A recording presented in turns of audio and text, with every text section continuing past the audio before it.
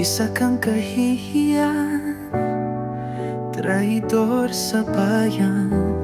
Ipinagkanulo mo ang dapat ipaglaban. Ang dating Pangulo sa dayo'y ibinigay. Ngunit kung tutuusin, ikaw ang may tunay na kasalanan. Lahat ng yaman sa'yo lang napunta. Ang dapat sa amin nilustay mo lang bigla.